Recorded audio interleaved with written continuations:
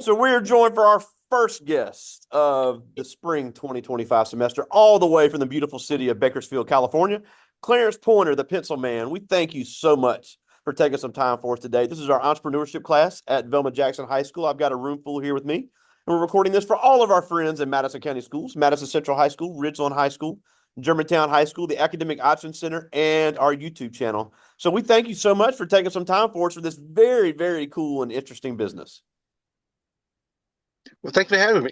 Actually, actually, I live in Mojave, not Bakersfield, Well, out in the middle of the desert.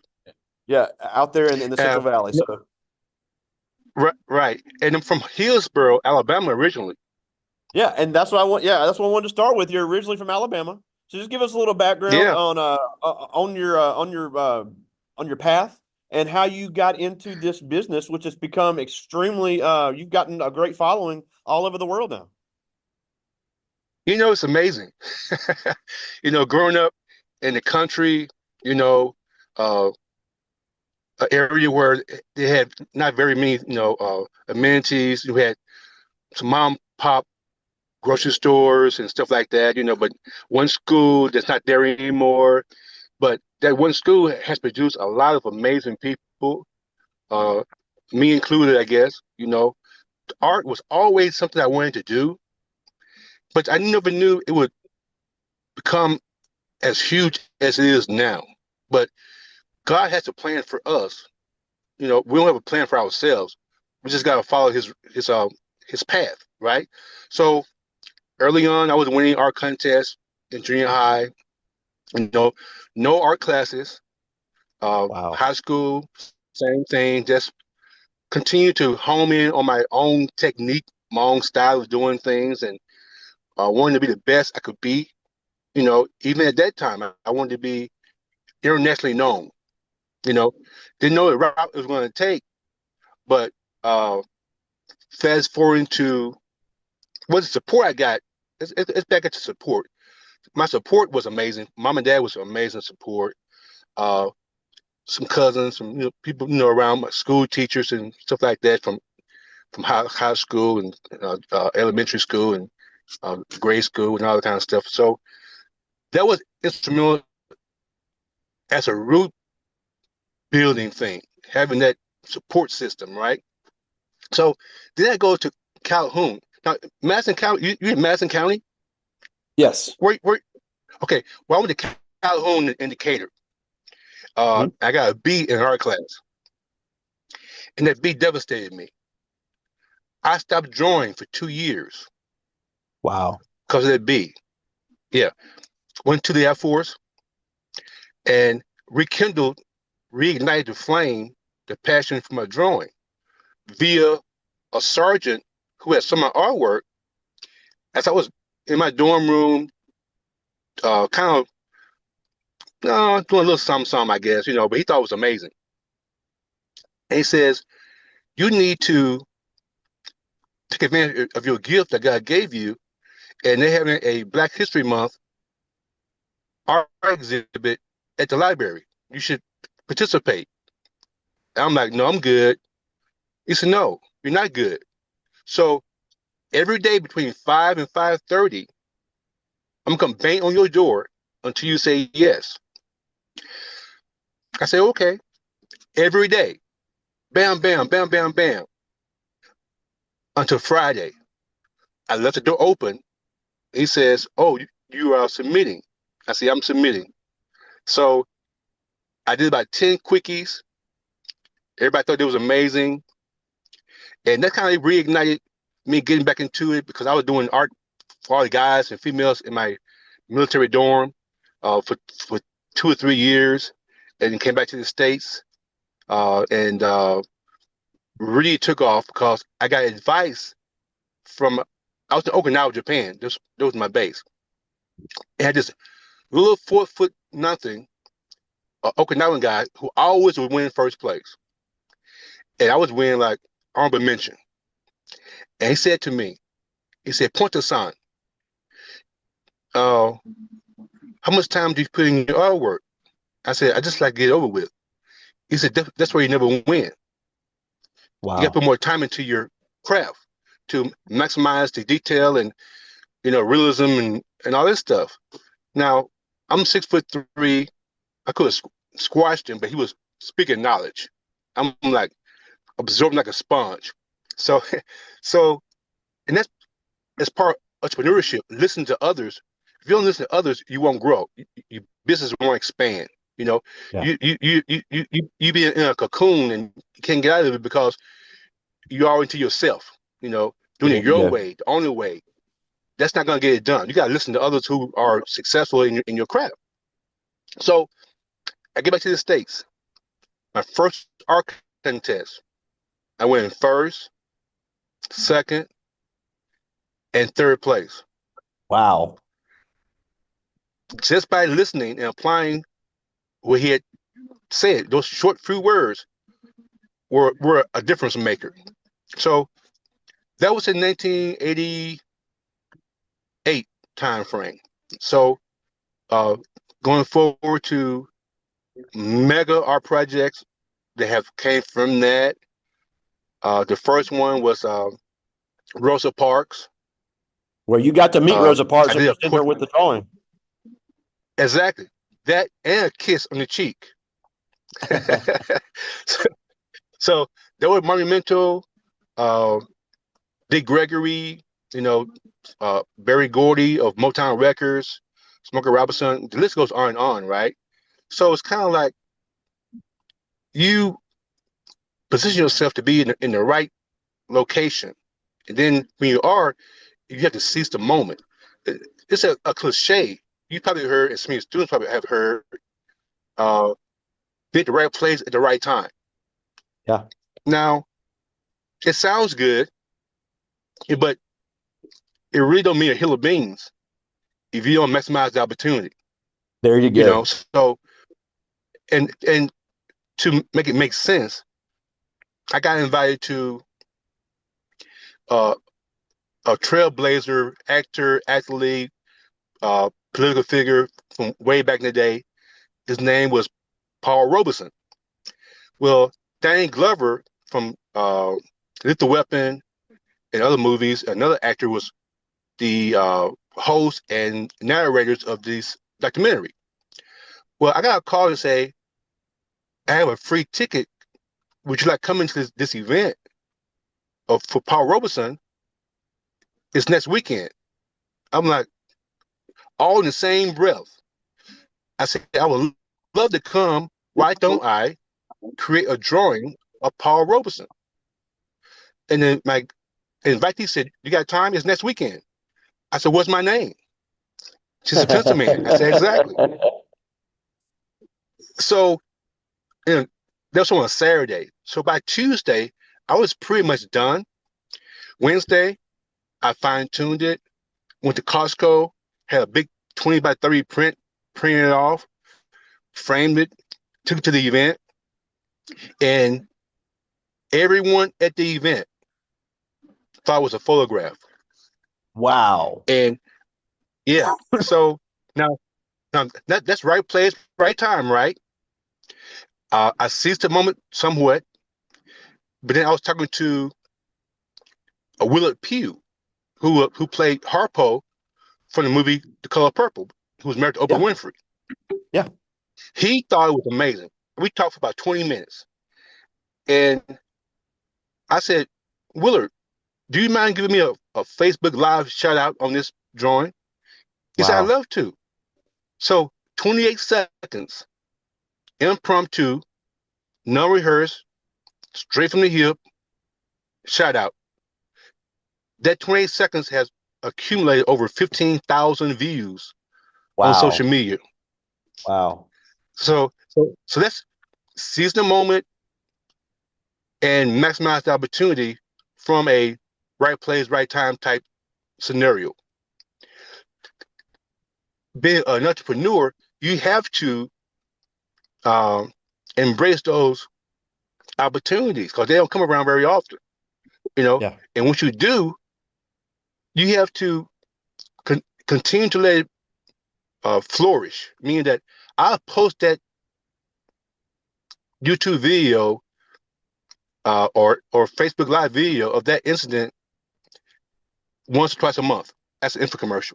You know, all I gotta say is Harpo color purple, and they're gonna look.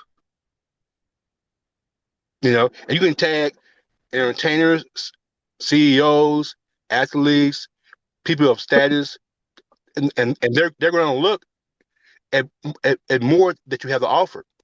So, and when I come home to Alabama, it's been about 5 years now. When I get home and the word get out that I'm home, I'm on ABC, CBS, Fox, newspaper articles, all that stuff is, and I eat it up. I eat it up because I do it to give young folks a bird's eye view that they can accomplish anything they want to accomplish. I don't do it for my own self gratification. I do it because I know hopefully it'll inspire, encourage, and empower someone who's viewing. You know, so um, you know the journey has been great. I've been selected to be artist for a new sports magazine, Sports Life magazine. It's not an ESPN or Sports Illustrated per se, but the quality is amazing. I'm this artist exclusively for the magazine. I do the covers. They're on Wow. hiatus right now, but when they come back at hiatus, I'll be doing the cover uh, and articles on the inside. And it's amazing just to be me. You know, who would have thought this little kid, from uh, population probably 500 would be doing extraordinary things. But the objective is to share your story that will enable others to uh, feed on that, to grow. Uh, I self promote every day. I'm not wearing my shirt today. Normally, I wear my Pencilman shirt. And everywhere I go, people ask me, "Is that you on your shirt?" It starts a conversation, you know. Yeah. So uh, when I was home in Alabama, uh, time before last, my mom was ill. She's passed since then, but at the hospital for a full month, I was there. I was wearing my shirt, and the doctor said one day, he said, "Is that you on your shirt?"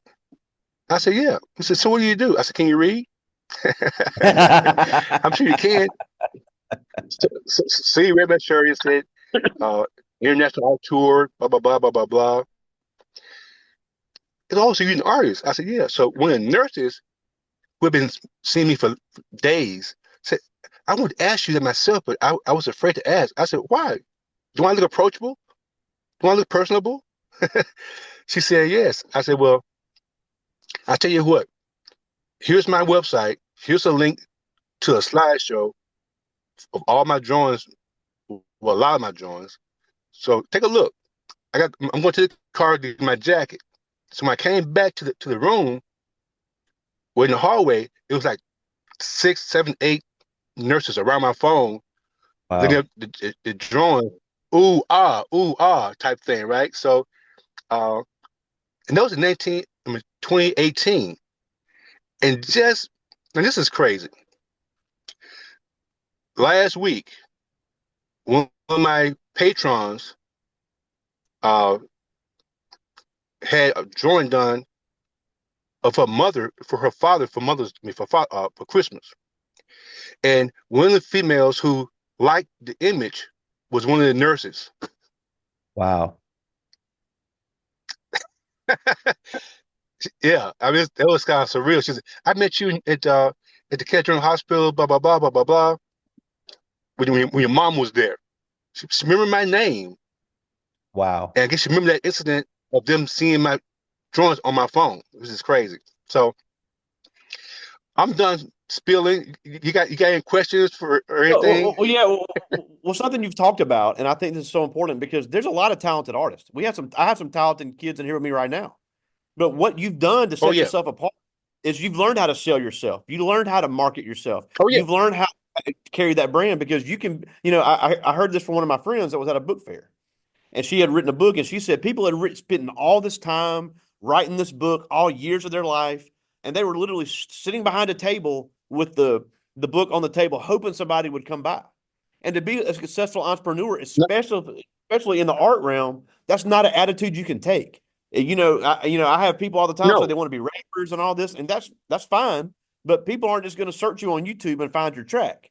You've got to be able to market yourself. no, You've got to be able to get uncomfortable. You've got to maybe worry about people telling you no. But the one time it works, yeah, that's when your name takes off, and that's what's been part of your success that you've been able to approach people and say, "Hey, I'm Clarence Pointer. Here's what I do. Tell me what you think." absolutely. I mean, the thing about it is, in the beginning, when I got laid off from my job in '08, uh, I started stealing friends on social media. I stole friends galore. And people, how you steal friends? Well, it's a technique. You know what I'm saying? Say like 2010 time frame, the Lakers was winning. They had Kobe and Lamar Odom and Gasol and those guys. And one of the singers from New Edition, Ricky Bell, was a friend Yeah, of mine on social media. And when the Lakers would win, he'd make a comment. I comment. I post my Kobe Bryant picture as my profile pic and get tons of likes on it and make sales from that. wow, Or incredible. I do something that's really nice and I tag, say 50 of my friends had 5,000 friends also. I tag all those 50 friends. Now, the 5,000 times 50 is a lot of people that potentially seeing what you've done. Yeah, Somebody going back what they see. So therefore, you're going to get uh, some fallout from that. And I always say, please share. Please share if you desire. Something like that. Because people are more willing to do what you ask them to do opposed to assuming what they're going to do. there you go. So those kind of little tips that vamp my 30 plus thousand followers now, you know. Wow. Uh, I think I got over 30,000 on LinkedIn. Then Yeah. about another 15,000 on Facebook. I got 3 pages on Facebook. My Instagram got hacked, so I had to start all over on that. Uh, I'm not into TikTok that much, but I post on that. I post on all the social media outlets because you never know which one going to pull in someone. You know, Yeah. and Facebook. Well, say all social media. LinkedIn is more business oriented. Facebook is more just seeing who's looking. Because on your posts, if kids don't know, on your posts, you get a few people who say something or like it or whatever it is. But on your stories, you get a ton. I mean, like 4 times as many people seeing, but ain't saying nothing. So therefore, you got to use those people as potential clients as well. You know, like today, I got a Martin Luther King special today. Everyone don't have deep pockets to afford me, but I made a very affordable size, 11 by 17 for $75 a piece. Wow. Buy one, get one free. Who don't like free? You know, and that size is not so huge that for those who don't have a lot of wall space or Yeah. office space. So preferably I sell about 100 copies a day and I can take a vacation. So, Nice. but the key to success with this is knowing your market, getting out there, FaceTime, being genuine, um, just being real, and I'm a no nonsense person. I remember I was home in Alabama and this young man had followed me well, he didn't follow me. I pulled up to a mail place to get a mailing tube. He came in to get something faxed. Not knowing, I mean, I didn't know this kid. He was 8 years behind me in my high school, and I was wearing my shirt. And I turned around in the store. He said, "Are you the pencil man?" I said, "Do I owe you any money?" He says, "No." I said, "But I am he." So we stepped outside and we talked for about 35, 40 minutes. And he says, "I can't believe you took all this time out to talk to me. I said, why is that? He said, do you know who you are? I said, yeah, I think so. I said, so I just said him straight. I said, look, I might be doing extraordinary things to you and others and whatnot, but I'm a regular old guy. I put my pants on just like you do. And, you know, it is what it is. This kid goes, I should say kid, he was a young man, goes home and write an essay on social media about me in public and how I inspire him, encourage him, and all this stuff. I'm like, wow, it's like that? So now I got more of those type comments from others, so it's good to be who you are at all times and don't be phony, superficial, think you're better than anyone else. Because we're not. We all bleed the same, So it's kind of like I try to treat everybody the same. Uh, I try to mentor the best I can for those who want mentorship. Some don't want it. Some think they're there already. And I'm here to tell you they're not. But, Yeah. but I don't burst their bubble. I let them ride in their own way of thinking, and I press on to someone else who wants to hear my 2 cents. Because, to become an elite artist as myself, and not being boasty or braggy, it just is what it is. You know, uh, you have to be humble, show gratitude, um, and be grateful, and know that you're blessed to be doing something that you enjoy doing. First of all, you know, Yeah. and it spreads. It spreads. People they can see, you know, uh, the realness of the person, and that's how I roll, man. It's kind of like the wife has been very supportive. My sons, uh, just people around the globe, man. It's crazy, man. I got tons of uh, uh, distributors indirectly. By that, I mean when I say please share, I have so many people reshare stuff just by me asking them to share it.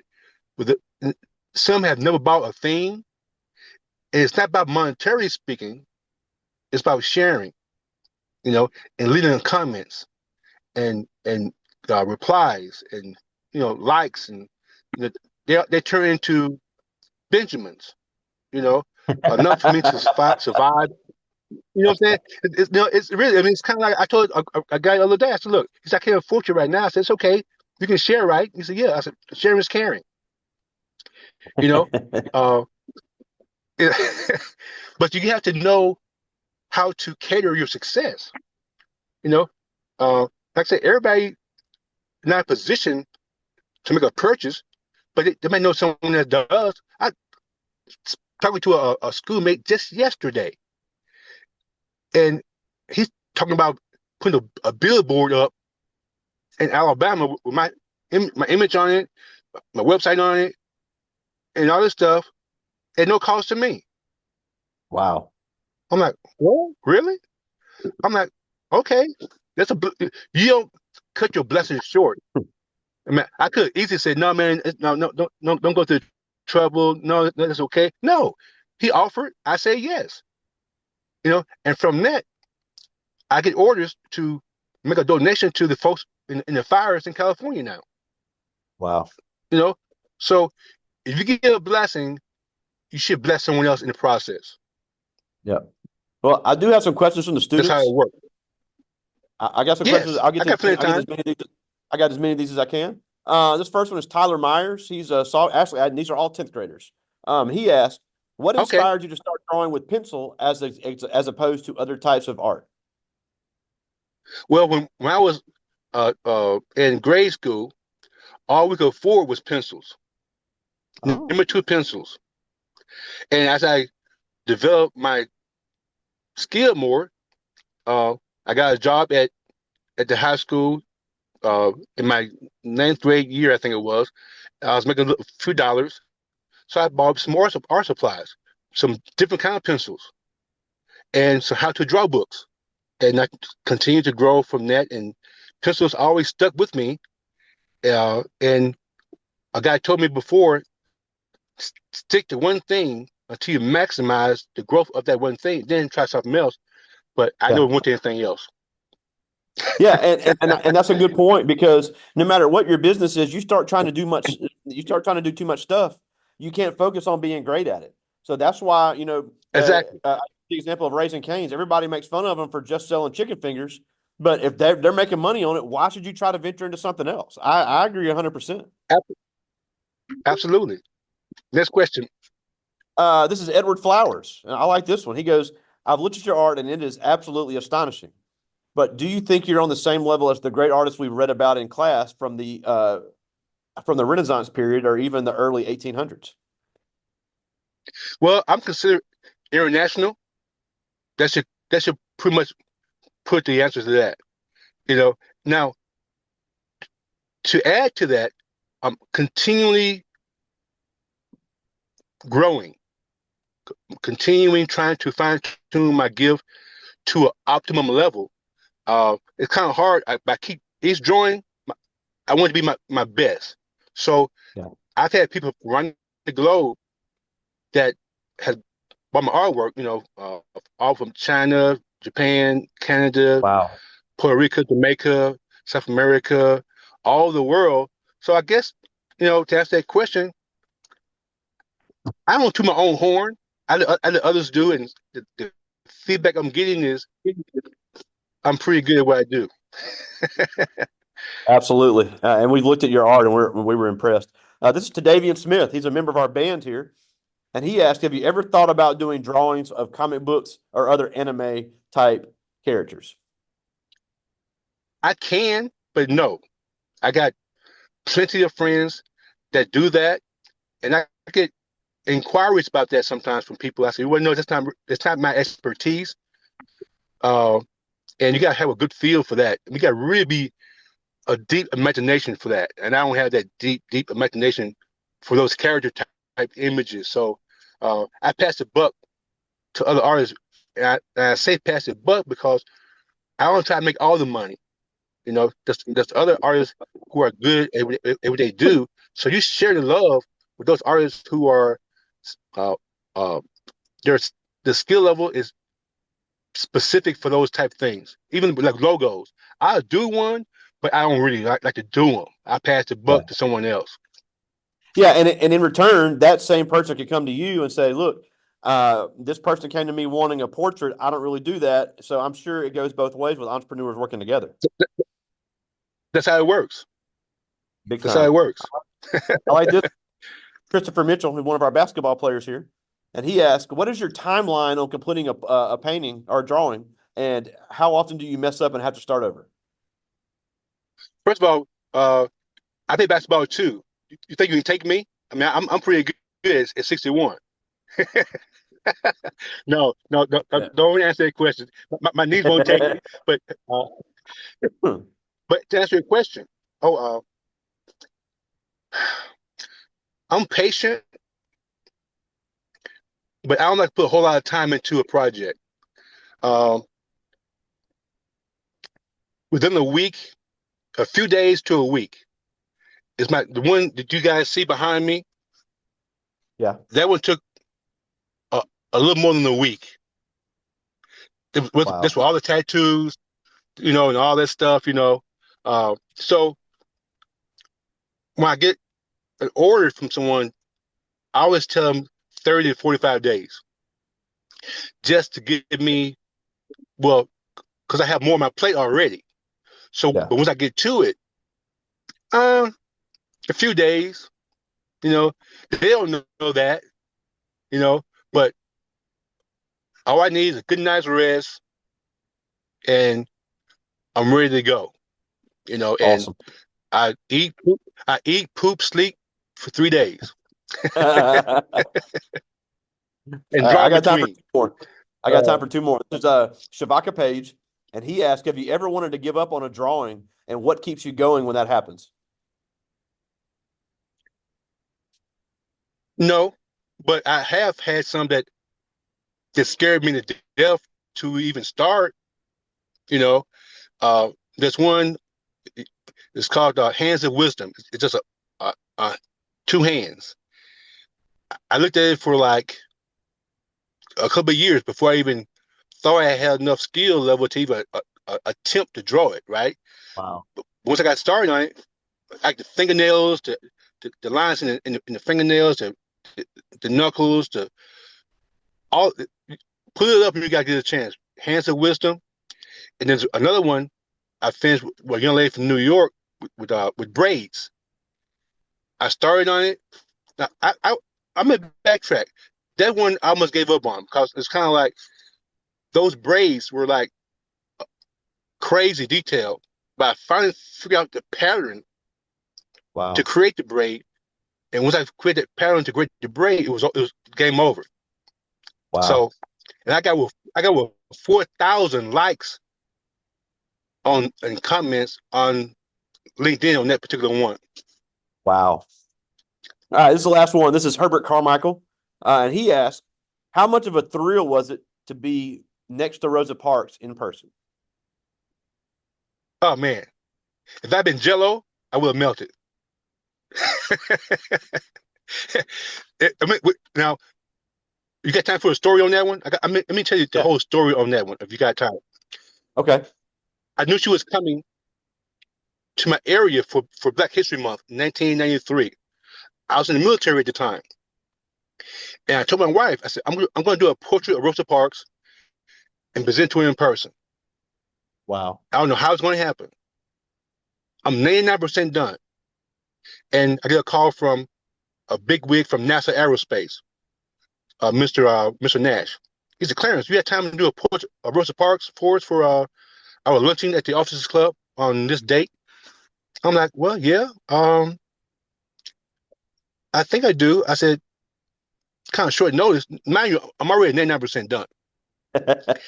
He says, well we're going to pay you X amount of dollars. I've talked to all the other auxiliaries and organizations, and we're gonna pay you X amount of dollars. I said, it's fine. I said, but I have one stipulation. I had to present to her myself, not Wow. some general, some colonel, some hotshot from NASA. From my hand to her hand, and we got a deal. He said, I don't see a problem with that. So I said, well, I'm gonna be by tomorrow to pick up my check. He said, come on by before you go to work. And then I just pretty much signed my name on the drawing, right? So fast forward to the event. I'm there. They invite me to the podium to present her the artwork. Uh, Cameras flashing, and she said, "Oh, this is so lovely, young man. Thank you." And then she kissed me on this right cheek. So now, mind you, the base, the military base newspaper comes out every Friday. So the following Friday, I knew that my picture was going to be in the paper. It Wow. wasn't. Ooh. Everything but that was in the paper.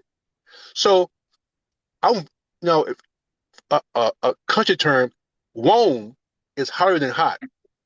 So I was warm all weekend. And then Monday, God said, go to the base newspaper and see if they have any negatives of that presentation of you and Rosa Parks. I didn't want to go because I feel I was going to have a fight with the person who's in charge. And God said, she's going to be at lunch. Go. So reluctantly, I went. She was at lunch. The clerk brought out a negative. It's what you guys see now. Wow. Now, if I hadn't been obedient to God to go see if they had negative, no one would ever see their presentation. Wow. It'd been all talk. People will Yeah. believe you. Some folk will believe you, but being in the military, documentation validates what you say. So that Yeah. that negative is all over the world. People see all over the world now is validation Yeah. for my presentation to Rosa Parks. Yeah. And it opened a lot of doors for you. Oh, absolutely. It's absolutely. It's I mean, I could talk for another hour. There's so much stuff, to discuss. But the bottom line is you're in control of your own destiny. For everyone's Absolutely. listening, Absolutely. now you don't do it. You don't do it for mama and them, papa and them, Pookie and them, nobody and them, but yourself. You There know. you go. Um, and I have a shirt that I made that applies to anyone who wants a accomplish thing in life. It's called, it might be in Webster one day. It's all together one word. Stay with it ability. Stay with the ability. That means you got to stay the course of whatever you want to accomplish. You got to see it through. You you There you go. can't be in a hurry. You can't be in a hurry to go where you're going, but you can't afford to take your feet off the pedal. If you take your feet off the pedal, you never get there. So, like I said, I can talk until the sun goes down, but you got to get your class outfit to the next class. Yeah. No, yeah, and we're almost out of time, but real quick before we go, a couple things. First of all, tell us where to find you online. I know you have a lot of art for sale. Anybody on your website wants to see anything you have? Oh yeah. Actually, Clarence Pointer at clarencepointer.net. Get Okay. clarencepointer.net, or you just Google me. Yeah. Now, Clarence Pencilman Pointer, uh, any of those social media sites is just my name. I try to keep everything simple because There you you're easy go. to find when it's simple. There you go. Now, So, no, go ahead. no, the class that's the internet. Can I see the class? I can't put them on camera. Okay, okay. But I'm glad I get a chance to meet all of them. Yeah. Now, You got another and question? yeah, and that leads me to the last thing before we go. I do have all young men in here with me today, and I just think it's so important. I Okay. know they get sick of me talking about this, but it cannot be stressed enough. Um, why do we need more good young black men in our community? Oh man, it's a game changer. It's a game changer. I mean, the kids, the adults are role models whether they know it or not. So those kids that are in the class right now, as they become adults, they need to become role models for those kids who are watching them uh, do positive things. It's not just about sports. Sports is good. Uh, if you amazing in sports, go for it. If you're amazing in electronics, go for it. Whatever it is that you're good at, be the best you can at that, and be an example for those kids to see. Oh, so and so is doing this. I can do that. So and so doing this. Okay, that means things are achievable. You know, and that example that the young men, you're not too young to be an example. There You you know, go. stay out of trouble. Stay out of trouble. You know, in all facets of it. Know what peer pressure is, but don't bend to peer pressure. You know, I know what it is. I'm 61 years old, but it never affected me. I mean, I never smoked. I never drank in 61 years. So it can be done. I'm a square. Okay, I'm a square. I'm proud of it. you know, Hey, you can be a but square, but you got I money in your can live. pocket. I mean, I'll take that trade. You know, I mean, I live to see another day because of my intellect, how I carry myself, uh, and all that. So I think that's your question. It's very important to be a great role model, regardless of your age. There you You go. know, uh, and that comes with being responsible, being reliable, dependable. All those things play a role in that. Listen to your darn parents. That's key. And most of us have good parents. There's some bad parents, but most of us have really good parents. And they want the Yeah, best of us. we got some And great they, parents of these they young men too.